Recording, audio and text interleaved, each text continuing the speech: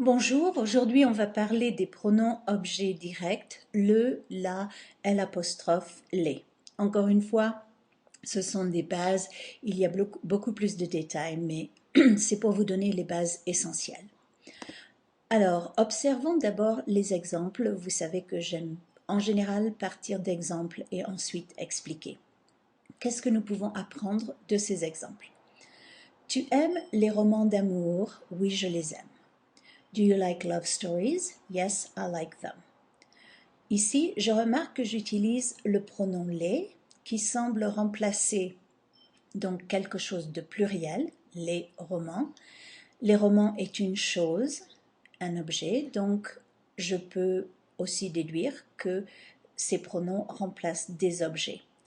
Si j'observe la différence entre l'anglais et le français, yes, I like them, je remarque que le pronom en anglais them est après le verbe, alors qu'en français, le pronom est avant le verbe. Je les aime. Regardons un deuxième exemple. Est-ce qu'elle voit Philippe souvent? Does she see Philip often? No, she does not see him often. Non, elle ne le voit pas souvent. Ici, je remarque que le pronom peut aussi remplacer une personne, comme Philippe. Philippe est un garçon, donc j'ai utilisé le masculin. Et je remarque encore une fois qu'en anglais, le pronom est après le verbe, see him, alors qu'en français, il est avant le verbe, ne le voit pas. Troisième exemple, est-ce que sa mère conduit Muriel à l'école tous les jours? Non, c'est sa grande sœur qui la conduit. Donc, je remarque ici que Muriel est une personne, mais ici c'est une fille. J'utilise la et encore une fois, je remarque que le pronom est avant le verbe. Quatrième exemple, est-ce que tu prépares la salade? Ah, ici, j'ai une chose, un objet. Oui, je la prépare. Donc, je peux déduire que ces pronoms semblent remplacer des choses ou des objets ou des personnes, et que si la chose ou la personne est masculine, j'utilise le, si c'est pluriel, les, et si c'est féminin, la, et que je mets le pronom avant le verbe. Cinquième exemple. Saviez-vous que Hollande a gagné les élections présidentielles? Oui, je le savais. Did you know that Hollande won the presidential elections? Yes, I knew it, or I knew that. Ici, c'est très différent. Je vois que mon pronom le remplace toute une clause et que cette clause est introduite par que. Donc, je peux déduire que les pronoms ou le pronom le peut aussi remplacer une partie d'une phrase qui est introduite par que, et je remarque encore une fois que mon pronom va avant le verbe. Alors, donc les pronoms objets directs, on peut déduire qu'ils remplacent des choses, des personnes, que plus une clause. Un autre élément important, c'est que ces choses et ces personnes doivent être des choses ou des personnes précises. C'est-à-dire qu'on ne peut pas avoir un livre, a book, ça ne marche pas.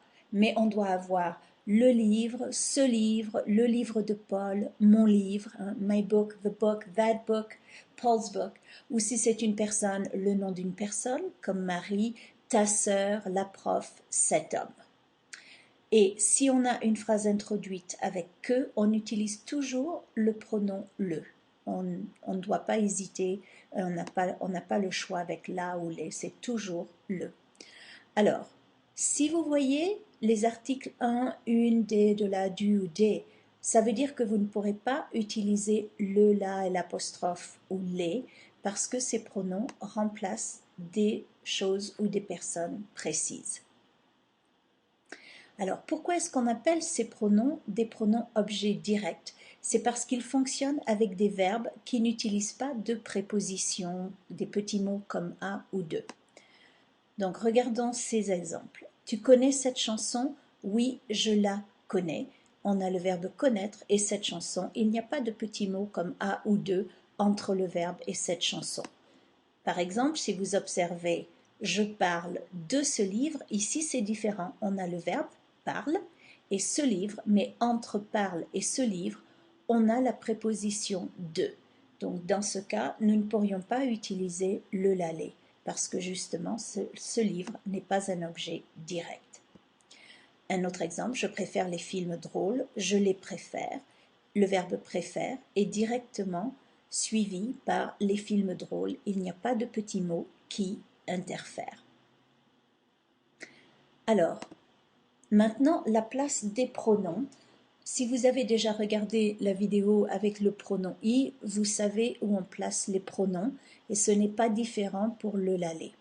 Donc, en règle générale, encore une fois, dans 99% des cas, on place le pronom avant le verbe avec lequel il fonctionne. Donc, le mot avant est crucial, avant le verbe. C'est la grande différence avec l'anglais où le pronom, en général, est après le verbe. Alors, regardons. Elle aime le chocolat.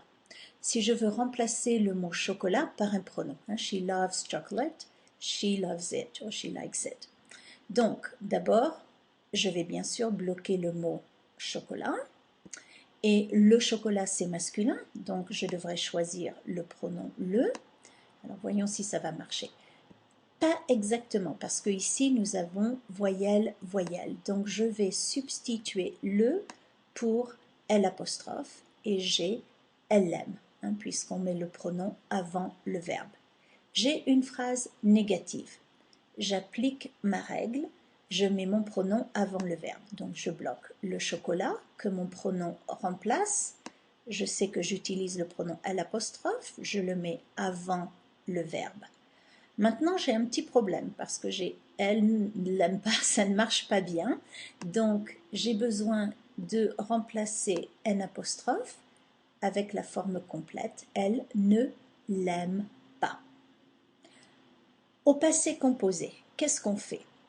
Au passé composé, on place toujours le pronom avant le verbe, mais ici, c'est avant avoir ou être.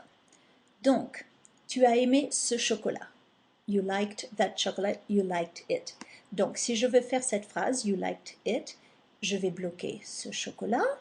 Je vais le remplacer par le pronom l'apostrophe parce que A commence avec une voyelle. Donc, je ne peux pas utiliser le, j'ai besoin de l'apostrophe.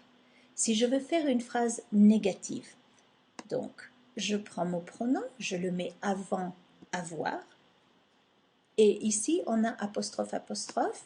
Donc ici, j'ai besoin de remettre la forme complète ne. Tu ne l'as pas aimé, pardon, et je bloque bien sûr ce chocolat. Tu ne l'as pas aimé. You did not like it. D'accord? Alors, attention, il y a une petite chose spéciale au passé composé. Quand on a les pronoms le, l'allé au passé composé ou à l'apostrophe féminin, on accorde le participe passé avec le pronom, meaning that you agree your past participle, you make your past participle agree with your pronoun, just like an adjective. Et attention, encore une fois, l'accord est avec le pronom, pas avec le sujet. Alors, tu as vu Cécile au concert? Oui, je l'ai vu. Et ici, nous avons un E. Pourquoi? Parce que l'apostrophe remplace Cécile, qui est féminin. Et donc, on modifie le participe passé avec le pronom qui est féminin ici, donc E. Qui a mangé mes chocolats? C'est moi qui les ai mangés.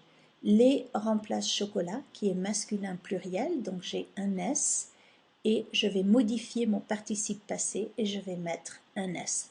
C'est un petit détail en fait que beaucoup de Français ne comprennent pas très bien ou n'appliquent pas très bien, mais ça marquera votre sophistication et avec de la pratique, vous n'oublierez pas ce petit détail. Alors, qu'est-ce qui se passe si on a deux verbes? Eh bien, on met le pronom en sandwich entre les deux verbes. Pourquoi? Parce que le pronom ici fonctionne avec le deuxième verbe en général. Regardez bien, elle veut manger ce chocolat. She wants to eat that chocolate. It's not really that she wants the chocolate, it's that she wants to eat the chocolate. Donc, ce chocolat fonctionne avec le verbe manger. Alors, je bloque ce chocolat, c'est masculin, je choisis le pronom le, pardon, et je mets elle veut le manger. Si je fais une phrase négative, je respecte exactement cet exemple, je mets mon pronom avant le verbe avec lequel il fonctionne, qui est manger, et j'ai elle ne veut pas le manger. She does not want, la négation est avec le verbe vouloir, et je garde mon pronom avec le verbe avec lequel il fonctionne, manger. Attention, donc j'ai dit dans 99% des cas, le pronom est avant le verbe, mais dans 1% des cas, on met le pronom après le verbe. Et ça, c'est quand on a une commande positive, à l'impératif positif. Donc quand je dis mange ce chocolat, eat that chocolate, eat it, je vais donc remplacer ce chocolat par le, et ici, le français est identique à l'anglais, et je mets un petit tiret aussi entre le verbe et le pronom, et je vais dire mange-le. Qu'est-ce que je fais si c'est une commande négative? Eh bien ici, je fais ce que je fais habituellement, c'est-à-dire que je mets le pronom avant le verbe avec lequel il fonctionne, et je vais dire ne le mange pas.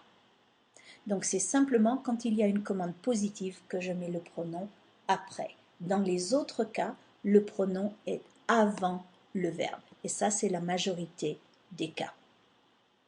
Bien, j'espère que cette vidéo vous explique les bases essentielles. Il y a un petit exercice que vous pouvez trouver dans une autre vidéo pour appliquer ce que vous venez d'apprendre et j'explique les réponses. Donc vous pouvez cliquer sur la partie numéro 2 et faire cet exercice. Au revoir.